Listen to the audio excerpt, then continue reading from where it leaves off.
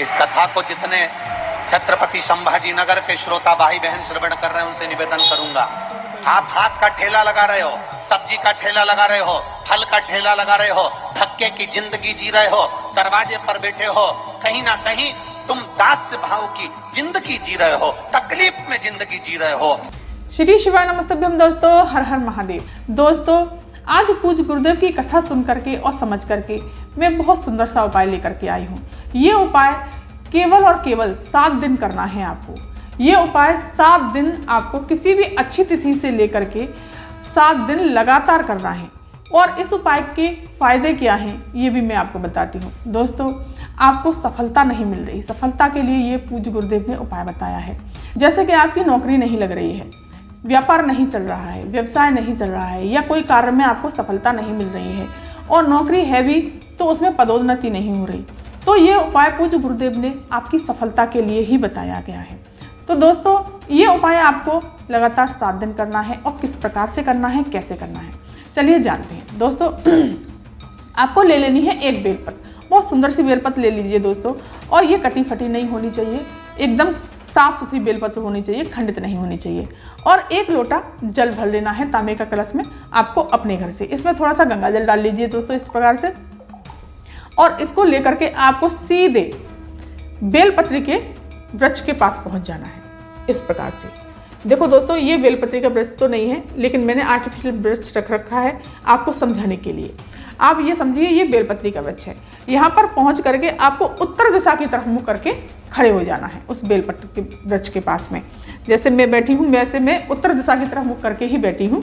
तो ये बेलपत्री का वृक्ष है यहाँ पर, और ये जल का लोटा साइड में रख देना है आपको।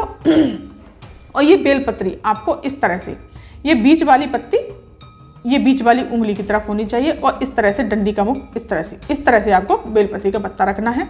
और बेलपत्री के वृक्ष के नीचे खड़े होकर के आपको अपनी सफलता के लिए कामना करनी है, और आंख बंद करके भगवान शिव का कोई भी प्यारा सा नाम जो आपको याद हो, ओम नमः शिवाय या श्री शिवाय नमस्तभ्यम, या कोई और मंत्र जो कि भगवान शिव का आपको अच्छा लगता हो या अच्छी तरह से आपको याद हो, इस तरह से आपको नेत्र बंद करके 108 बार वो मंत्र जाप करना है। और वहाँ से आपको इस तरह से ही फिर आपको सीधे जल का लोटा भी उठा लेना है और सीधे आ जाना है आपको शिव मंदिर, मेरे देवादिदेव महादेव के मंदिर में आकर के आपको उत्तर दिशा की तरफ मुँह करके शिवलिंग के पास में जाकर खड़े हो जाना है इस तरह से खड़े होकर के। और जो भी बेलपत्री है इसको आपको दोस्तों, अब सबसे ज़्यादा ध्यान देने वाली बात यहाँ है, आप लोग गलतियाँ कर देते हैं, समझ में नहीं आ पाता आपके। तो ये बेलपत्री इसी प्रकार से आपको लेकर के आनी है, जल भी साथ में ले आना है, मंत्र जाप करना है सिर्फ बेलपत्री के नीचे।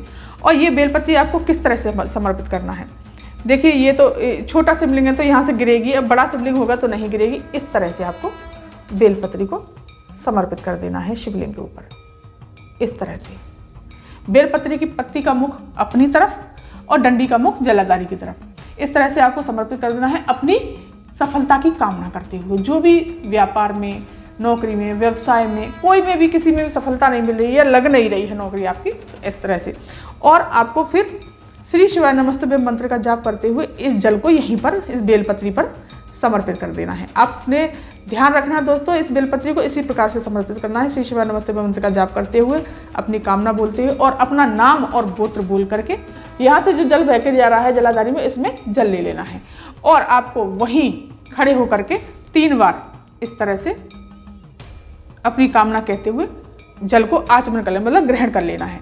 1 बार, फिर दोबारा से कर लेना, फिर 1 बार और करना। इस तरह से आपको 3 बार आचमन करना है और अपनी मनोकामना बोल देनी है, और आपको सीधे अपने घर चले जाना है। दोस्तों ये उपाय आपको लगातार 7 दिन करना है।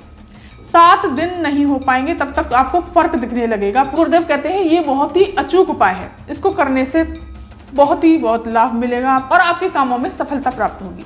तो दोस्तों ये था आज का उपाय। अगर ये वीडियो, ये जानकारी आपको अच्छी लगी हो तो मेरे चैनल को सब्सक्राइब कीजिए, वीडियो को लाइक कर दीजिए और कमेंट में श्री शिवाय नमस्तभ्यम अवश्य लिखिए। धन्यवाद।